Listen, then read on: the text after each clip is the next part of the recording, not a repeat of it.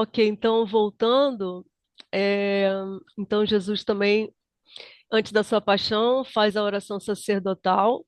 A gente parou por aqui.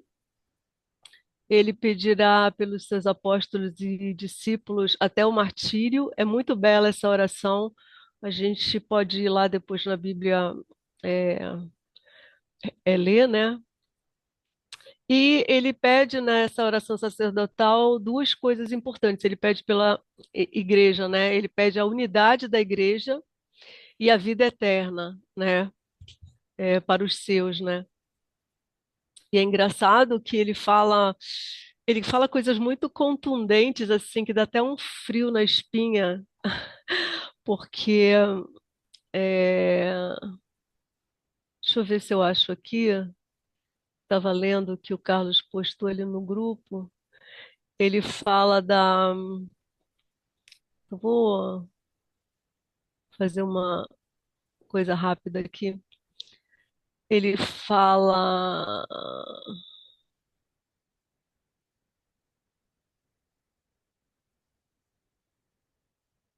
ele fala, eu rogo por eles, não rogo pelo mundo, mas por aqueles que me tens dado, porque são teus.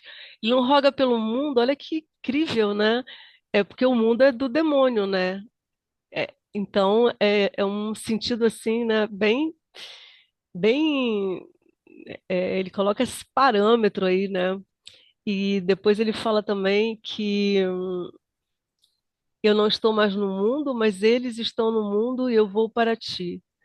E ele pede para guardar, tá vendo? Ele pede pelos que são dele, ou seja, ele pede pelos que são dele para que cheguem ao céu, né? Para que sejam salvos, né? E, e ele fala, e tanto o mundo é do demônio que ele fala, né? O mundo os odiou porque não são do mundo, assim como eu também não sou do mundo. Não rogo que os tireis do mundo, mas que os guardeis do maligno, né? Assim, a gente não tem como sair do mundo, né? Mas a gente pode ficar guardado do maligno. Então, essas orações de Jesus, elas são eficazes para nós, né? Porque são ele como mediador e pontífice que fez, né? Ele pede para que nós sejamos santificados na verdade, assim como tu enviastes, eu também os envio ao mundo. Eu, eu quero só chegar naquela parte que ele fala. Aí eu não sei, que ele fala que é da unidade, né? Porque ele fala que ele está no Pai, que ele veio do Pai, e que. Ah, tá aqui. É o Para que vinte e eles um. sejam perfeitos em unidade, a fim de que o mundo conheça que tu me enviaste e que os amastes a eles, assim como me amastes a mim. Então ele fala da unidade, e a unidade é o amor, né? Que a unidade perfeita da Santíssima Trindade é o amor, né, que une as três pessoas. Então ele pede que a gente tenha essa mesma unidade, ou seja, a unidade na caridade, né? Não é esse amor bobo, né, tolo que se fala por aí, é o amor caridade, né? Muito incrível, essa oração é belíssima. Deixa eu voltar lá para onde a gente estava. Ah, Bom, uma coisa interessante é que, bom, Jesus, ele continua a interceder por nós no céu, pelo seu sacerdócio eterno e imutável, tá? Ele não vai deixar de ser nosso mediador, né? Em hipótese alguma, porque ele pede para que os seus méritos nos sejam aplicados, né? Ele ora por nós enquanto nosso Salvador e nossa cabeça. E enquanto Deus, ele recebe as orações por nós, é o que diz Santo Agostinho. É muito incrível, né? Ele é o intercessor e, ao mesmo tempo, ele é o que recebe as orações do intercessor, que é ele mesmo, né? Porque agora ele já está na glória, então ele reza como Salvador e cabeça do corpo místico, e ele recebe as orações como Deus, né? Isso é tão belo de meditar, né? A gente pode ficar horas meditando isso.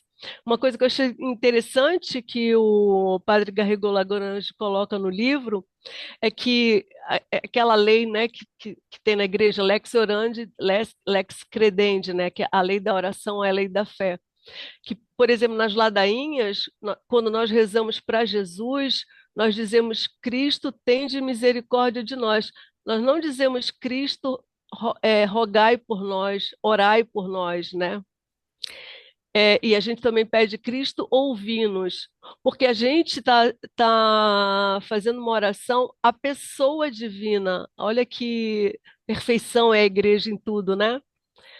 Ele é verdadeiro homem e verdadeiro Deus. Então a gente está se dirigindo à divindade dele, porque a pessoa dele é divina. A gente, quando reza a ladainha de Nossa Senhora, a gente reza, rogai por nós, né? Orai por nós, ora pro nobis. Mas para ele não, a gente pede miserere nobis, né? Então a gente pede na pessoa divina, né? Uhum. Então, e é absolutamente certo que mesmo quando cessar a última missa no mundo, terminando a oração de súplica, ou seja, a oração de súplica termina quando acaba o mundo, né? Que aí a gente está suplicando. Aí Jesus, ele vai continuar a oração de ação de graças e adoração para sempre, por causa do sacerdócio eterno e imutável que ele tem. É muito belo isso, né? E aí eu quero finalizar com esse, esse conceito aqui, porque é um conceito muito falado na igreja, né? Algumas vezes, as ações teândricas de Jesus, né? Então, porque Jesus, eu devia ter falado em outro momento, mas eu esqueci, então eu vou falar aqui, né? Então, Jesus, ele tem três categorias, né? As ações deles têm três categorias. Nunca esquecendo, né, que ele é o verbo quem opera em Jesus, né? Ou seja, não tem como ele estar separado, né? As duas naturezas são inseparáveis. Então, ele é sempre verdadeiro Deus e verdadeiro homem. Mas existem ações puramente divinas, que pela união hipostática, estando a visão beatífica, estando na visão beatífica como Pai. Ih, eu escrevi errado, é com o Pai.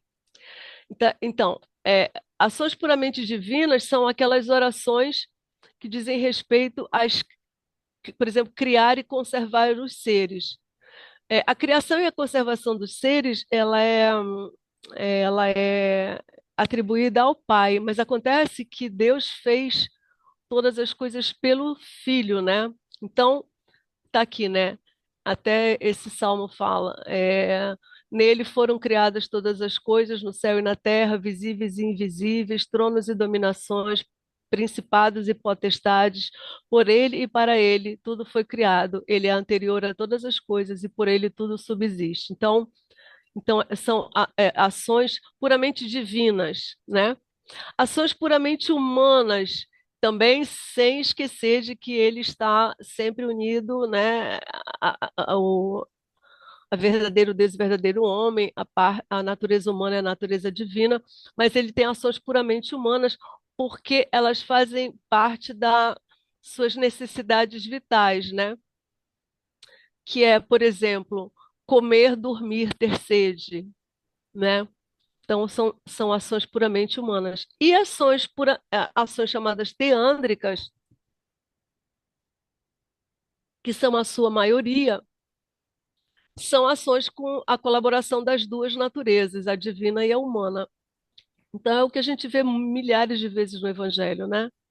Então, é só para a gente guardar esse conceito, né, que existem três maneiras de Jesus agir e que esse nome teândrico, ação teândrica de Deus, né? Ação teândrica de Jesus, ou seja, quando as duas naturezas participam, tá?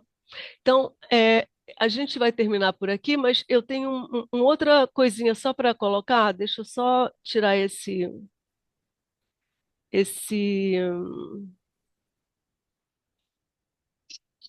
Vocês querem falar alguma coisa? Quer falar Não, alguma coisa? termina. Retiro o meu protesto. Tá bom. Eu vou só terminar com isso aqui, que é uma coisa muito interessante, que é o seguinte, peraí, esqueçam isso aqui, porque existem algumas coisas muito específicas que falam de Jesus, né? Então, a gente tá estudando justamente aqui, ó. Creio em um só Deus, Jesus Cristo, Filho unigênito de Deus. Não, creio em um só Senhor, Jesus Cristo, Filho unigênito de Deus, nascido do Pai antes de todos os séculos. Então, Deus de Deus, luz da luz. olha que incrível isso, né? Deus de Deus, luz de luz, Deus verdadeiro de Deus verdadeiro. Isso tudo ele está falando de Jesus, né? Gerado, não criado, consubstancial ao Pai. Por ele todas as coisas foram feitas, e por nós, homens, e para a nossa salvação, desceu dos céus e se encarnou pelo Espírito Santo no seio da Virgem Maria, e se fez homem. Também por nós foi crucificado sob Pôncio Pilatos, padeceu e foi sepultado. A gente ainda não começou a estudar isso aqui, também por nós, tarará, mas a gente tá, né? A gente também não estudou ainda o Espírito Santo, mas a gente está falando só de Jesus, né? Até agora.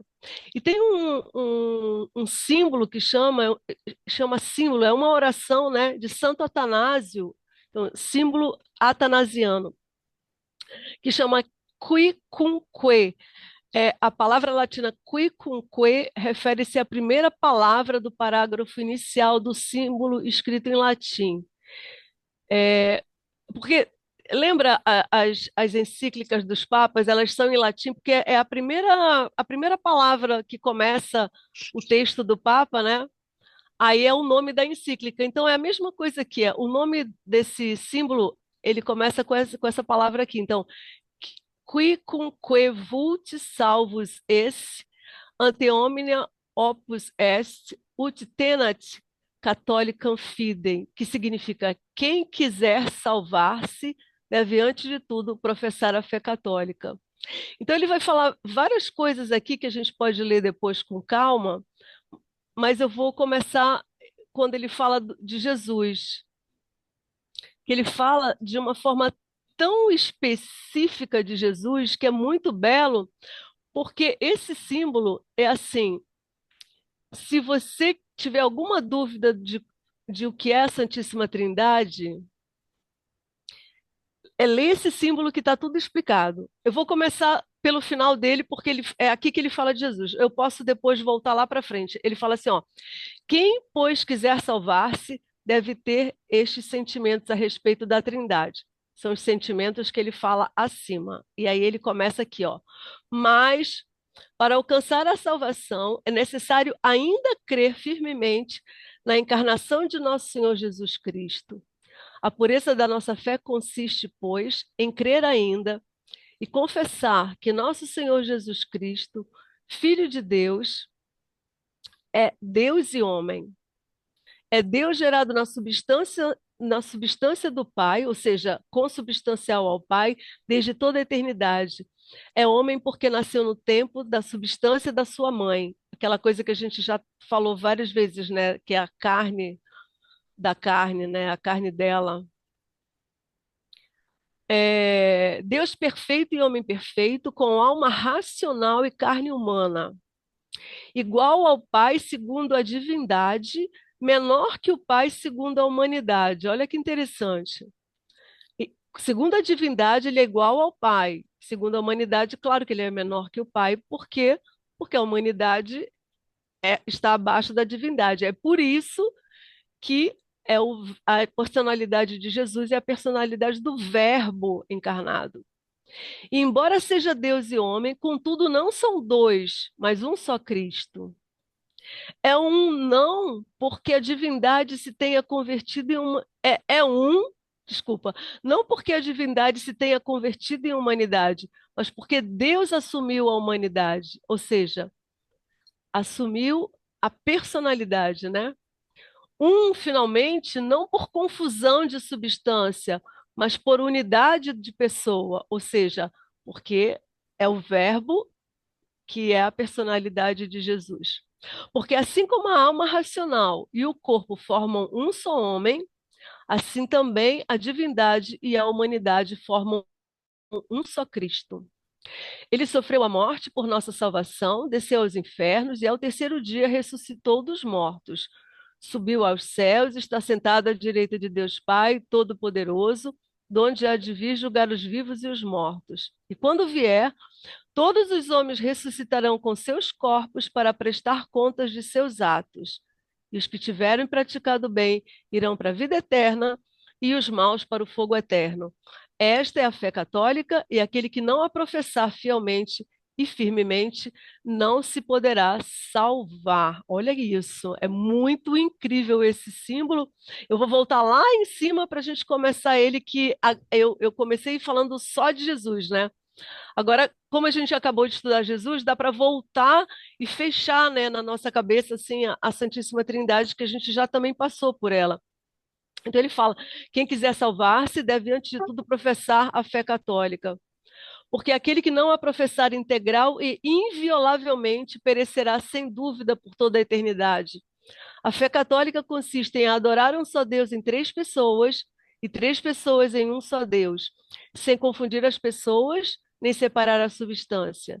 Porque uma é a pessoa do Pai, outra do Filho e outra do Espírito Santo. Mas uma só é a divindade do Pai e do Filho e do Espírito Santo, igual à glória e coeterna à majestade. Tal como é o Pai, tal é o Filho, tal é o Espírito Santo. O Pai é incriado, o Filho é incriado, o Espírito Santo é incriado. O Pai é imenso, o Filho é imenso, o Espírito Santo é imenso. O Pai é eterno, o Filho é eterno, o Espírito Santo é eterno. E contudo, não são três incriados, nem três imensos, nem um só incriado, mas um só imenso. Mas um só incriado e um só imenso. Da mesma maneira, o Pai é onipotente, o Filho é onipotente, o Espírito Santo é onipotente. E, contudo, não são três onipotentes, mas um só onipotente. Assim como o Pai é Deus, o Filho é Deus e o Espírito Santo é Deus. E, contudo, não são três deuses, mas um só Deus. Do mesmo modo, o Pai é Senhor, o Filho é Senhor, o Espírito Santo é Senhor. E, contudo, não são três senhores, mas um só Senhor. Porque assim como a verdade cristã nos manda confessar que cada uma das pessoas é Deus e Senhor, do mesmo modo, a religião católica nos proíbe dizer que são três deuses ou senhores. O Pai não foi feito por ninguém, nem criado, nem gerado. O Filho procede do Pai, não foi criado, mas gerado. E o Espírito Santo não foi feito, nem criado, nem gerado, mas procede do Pai e do Filho. Não há, pois, senão um só Pai e não três pais. Um só Filho e não três filhos. E um só Espírito Santo e não três Espíritos Santos. E nesta Trindade não há nem mais antigo e nem menos antigo, nem maior nem menor, mas as três pessoas são coeternas e iguais entre si. De certo, de sorte que, como se disse acima, em tudo se deve adorar a unidade na Trindade e a Trindade na unidade. Quem, pois, quiser salvar-se, deve ter esses sentimentos a respeito da Trindade. Que belo isso, gente! Eu fico. Isso é uma coisa muito esquecida na igreja, mas é a explicação mais clara, límpida, translúcida da Santíssima Trindade. Quando a gente tiver alguma dúvida sobre a Santíssima Trindade, a gente tem que recorrer a esse símbolo, porque ele é perfeito. E é muito fácil a gente falar errado e cometer alguma heresia quando fala da Santíssima Trindade. Então é isso. A gente acaba assim essa parte e começa uma outra parte do credo.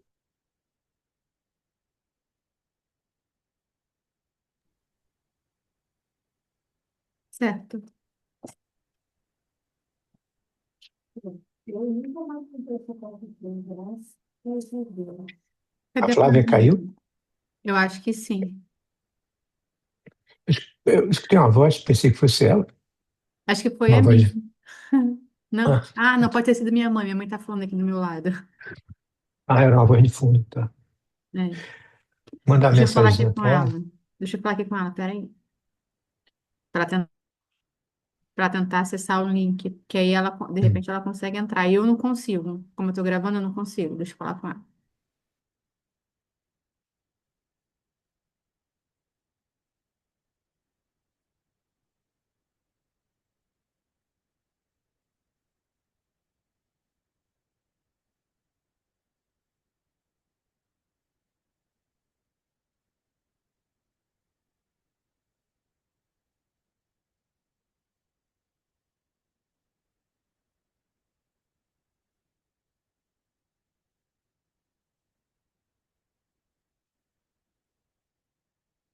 mas eu não sei.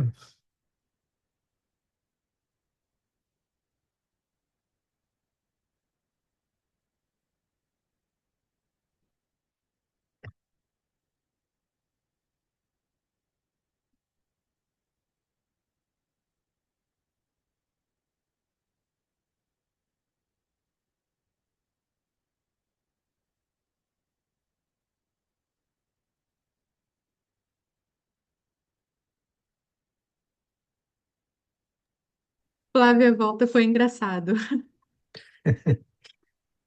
Tá todo mundo latindo aqui, eu vou travar o áudio. Só para dar um sentido de que aguardamos, né? Precisa voltar.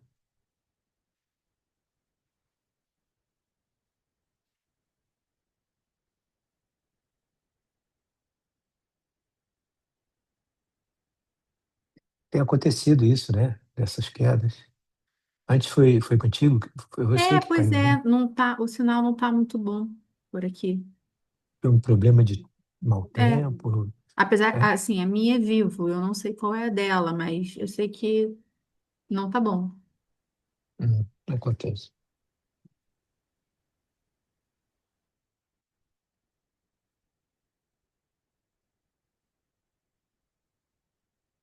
Eu pensei até que fosse alguma coisa relacionada ao tempo, que já tivesse dado o limite do tempo.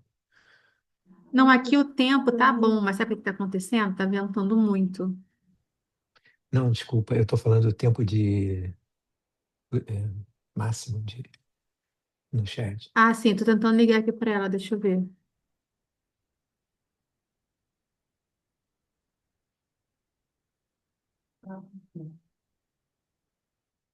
Sabe o que eu vou fazer? Eu vou parar a gravação. É, porque de qualquer É, se forma eu você estiver vai ter que quebrando a sala, editar. eu abro, né? Você vai ter que editar mesmo, cortar essa parte, né? Que É, ou é uma não. parte. É, Eu já vou parar, tá? Vou parar aqui, já vou fechar. uhum.